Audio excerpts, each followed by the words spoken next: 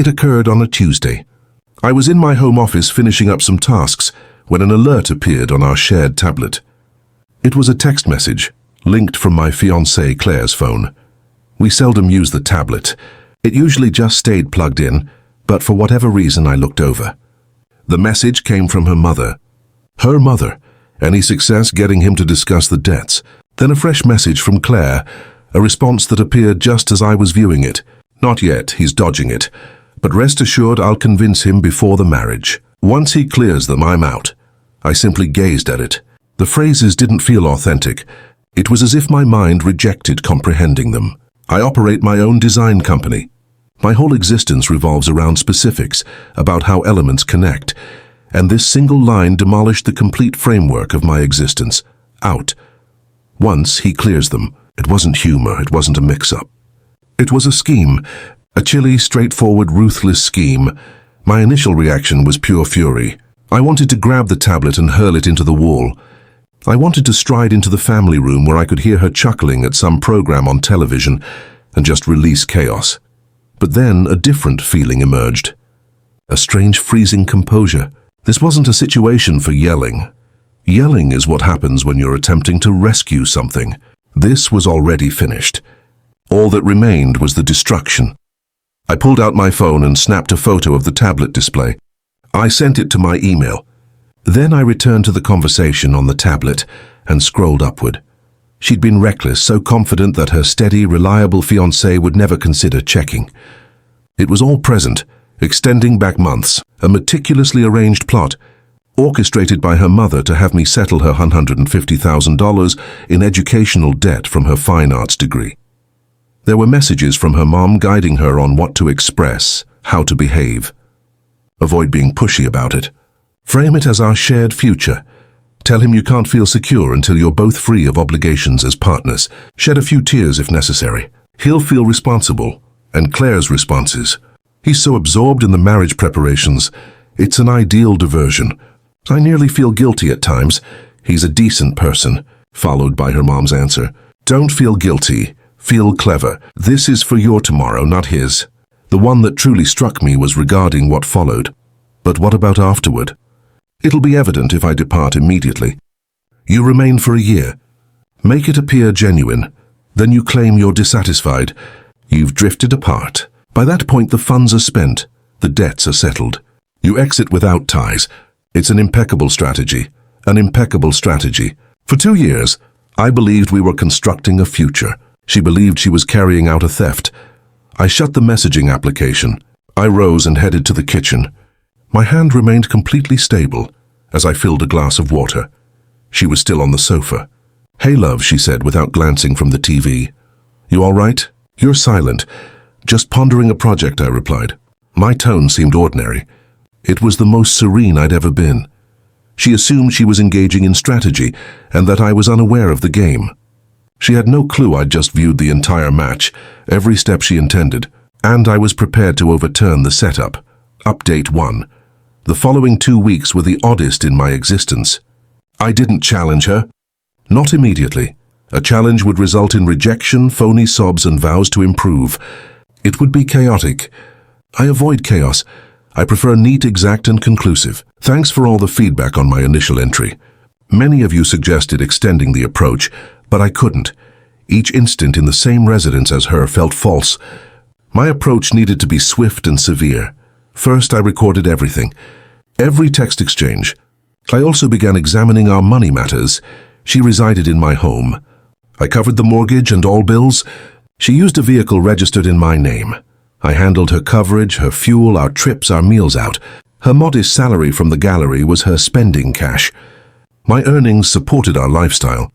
I had been sustaining a leech, and she planned to eliminate the provider after one final large feast. My attorney, a keen, straightforward fellow named Frank, verified my upcoming actions. As a partner, she has no legal right to your property or holdings. Your sole risk is if you willingly provide her a substantial amount. The whole scheme depends on you consenting to cover those debts. So you'll consent. That was the core. I needed to allow her to believe she was succeeding. I needed to guide her to the end, let her savor the triumph, and then yank the foundation away so forcefully She wouldn't comprehend what struck her, so I began acting the role. Several days after discovering the messages, I raised it. We were preparing supper. I exhaled theatrically and said, "You know, I've been reflecting a lot on what you mentioned, about your debts, about us beginning our journey as allies." She faced me, her eyes enlarged with pretended optimism. "You have?" "Yeah," I said. "And I don't want that looming over us. It's my marriage present to you. I'm going to settle them." She erupted in tears. It was a performance deserving of awards. She embraced me tightly, weeping about how I was the most giving, amazing man ever. She promptly phoned her mum to share the update. I could hear her mother's victorious cheers over the line. The target had accepted the lure. "There's just one detail," I added after she ended the call. "I don't want to simply transfer the funds. This is a major occasion for us. I want to handle it correctly. I want to host a meal, a festivity with our folks. I'll have my financial institution prepare a certified check for the total sum. And I'll give it to you that evening before our relatives, a true emblem of us launching our fresh existence together." She was thrilled. A communal event of her success? It exceeded her expectations. She believed I was being sentimental. I was merely arranging the scene. The meal occurred last evening, a secluded area in the finest eatery in the city. Claire and her parents sat on one side of the table. My parents on the opposite. Claire was beaming, utterly luminous. Her mom appeared like a feline that had devoured a bird. Her dad, a respectable man who I now understood was totally unaware, simply seemed pleased for his child. We proceeded through the routines. Casual conversation, drinks, starters. Claire and her mum kept sharing subtle, aware grins. My parents discussed their enthusiasm for the marriage. Then, following the primary dish, I rose. I held a lone envelope. "As you all are aware," I started, "I've gathered you here for a unique purpose. Claire and I are set to begin a shared life, and I wish to start that life properly. Claire, your educational debt has been a massive load on you, and since I care for you, I aim to remove that load. So, as my marriage gift to you, I am clearing your full educational debt." My parents grinned, moved by the act. Claire's dad patted my back. Claire and her mom were almost shaking with delight. I unsealed the envelope, but I didn't extract a check. I extracted a solitary sheet. It was an enlarged printed image of the message she had sent 2 weeks prior. I placed it in the table's center for all to view. "Rest assured, once he settles my educational debts, I'll depart." The quiet that enveloped that space was the most intense sound I've ever experienced. Claire's expression shifted from glowing happiness to utter pale terror instantly. Her mother seemed as if she'd been struck. My parents gazed at the sheet, then at Claire, their expressions showing bewilderment and revulsion. Her father scanned the text and his complexion paled. He merely looked at his daughter, then his wife, and the emerging awareness was agonizing to observe. "This was never a marriage," I stated, my tone frigid and steady. "It was a scam. A very skillfully organized scam, I acknowledge. Your mother should feel accomplished." I then retrieved a second batch of documents. They were duplicates of the message exchanges between Claire and her mum, the ones detailing the entire plot. I provided a copy to my parents and one to her father. "I think these will resolve any inquiries you may have," I said. Claire began weeping, a pitiful choking noise.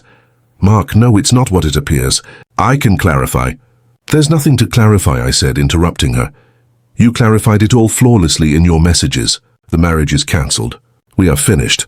I glanced at her dad. "I'm regretful you learned this way. You nurtured a daughter, but your wife nurtured a swindler." Then I stood. "Mom, Dad, let's depart." We exited that eatery, leaving them amid the ruins. The consequences started before I reached my vehicle. A frantic voicemail from Claire, yelling and sobbing, then a message, "You have destroyed my existence." My response was straightforward, "No, I just ceased funding it." I arrived home and all her belongings were already removed. I'd arranged for movers to pack them and transport to her parents' residence during the meal. The locks were replaced. The electronic entry code was deleted. For the last 24 hours, my phone has been a battlefield.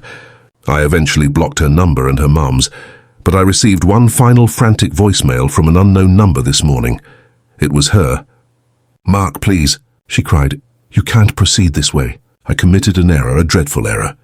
"My mom," she urged me, "please, I'm heading to your parents' home. I'm going to speak with them. They adore me. They'll force you to hear." She believes this is a discussion. She believes she can use her phony sobs and influence my parents. She lacks knowledge of my father's nature. She lacks understanding of what occurs when you attempt to deceive a group of designers. She's on the verge of attempting to argue with the individual who instructed me on detecting a critical defect from afar. Hey folks, it's Mark, the original poster from the tale about the educational debt plot. To start, the reaction to my first entry was wild. I reviewed hundreds of your remarks, and it was reassuring to know I wasn't insane for my approach. Many of you requested an update, particularly about what might occur when my former fiancée, Claire, attempted to face my parents. Well, she did, and the outcome was more impressive than I could have anticipated. So here's the concluding section. Following the meal where I revealed all, I went totally silent. I blocked Claire and her mom across all platforms. The peace was remarkable. My parents, conversely, were receiving the intense effort. My mom informed me Claire had left her numerous emotional, lengthy voicemails, weaving a story about how it was all a massive confusion and how her mother had coerced her into a foolish prank. My mom wasn't accepting any of it. I had already alerted them about Claire's ultimate desperate warning from her final voicemail that she planned to appear at their home. My dad's sole reply was a composed, "Let her arrive," it transpired on Saturday. I was at my residence, attempting to savor a peaceful weekend when my dad contacted me. His tone was steady, but I detected a firm tone I recognized. "Mark," he said, "the wrecking team has shown up." He placed the phone on speaker and positioned it on the desk in his office adjacent to the entrance. I was set to have prime viewing. I heard the bell chime. I heard my mum unlock the door. Her voice was courteous but chilly. "Claire, we didn't anticipate you." Then I heard Claire, her voice heavy with artificial tears. "I am deeply, deeply apologetic for intruding. I needed to converse with you. I needed to justify. Mark refuses to communicate with me, and he's not reasoning properly. He's discarding everything due to a mix-up." "It's not a mix-up when it's documented clearly, Claire," a resonant voice interjected. That was my dad. He had entered the foyer. "My son presented us your messages, everyone." Claire began crying more intensely. "But that wasn't my doing. That was my mother. She's the one fixated on my debts. She implanted those thoughts in me. I care for Mark. I would never injure him. You know me. You know I care for him." My dad allowed her to conclude. The quiet extended for a moment. Then he said, "I am a designer, Claire. My son is a designer. We construct things, structures, connections, households. And the primary principle of constructing anything intended to endure is that you require a firm base. You don't construct on unstable ground. You don't construct on falsehoods. And you definitely don't construct on a design of trickery and deceit." "It wasn't deceit," she cried. "It was an error. Was it an error when you messaged your mother that you'd linger for a year to make it seem authentic before exiting?" My dad inquired, his tone keen as a blade. "Was it an error when you stated that once debt-free, you'd have choices and wouldn't be stuck anymore?" "That doesn't resemble an error. That resembles a carefully crafted scheme, the type a designer can value technically. Ethically, though, it is abhorrent." He wasn't shouting. He was analyzing her, segment by segment with exact accuracy. "You didn't arrive here to justify," my dad proceeded. "You arrived here to implement the subsequent stage of your scheme. You couldn't sway my son, so now you're trying to sway his parents. You view us as another vulnerability you can utilize, but you're wrong. This household is not fragile." Just as Claire was preparing to begin another series of justifications, I heard a vehicle arrive outside. Then another tap at the door. My mom opened it once more. "Oh goodness," she whispered. It was Claire's parents. Her father, John, led, appearing agitated. Her mother, Susan, followed closely, her expression one of rehearsed worry. "We regret being here this way," John started, attempting to sound logical. "Our daughter is devastated, as you can picture. This has all been a horrific, horrific confusion. I believe Mark might have reacted excessively." My dad interrupted him. "Reacted excessively?" "John, I viewed the messages. Your wife instructed your daughter step by step on how to perpetrate financial deceit against my son. Were you aware of this?" John inflated his posture, trying to appear outraged. "Certainly not. I'm as astonished as you. Susan was merely attempting to assist Claire with her monetary stress. Her approaches were mistaken. But her intentions were good. I must credit him. He was skilled at pretending. At the eatery, I had nearly pitied him. I had assumed he was an oblivious casualty in his wife's and daughter's plot.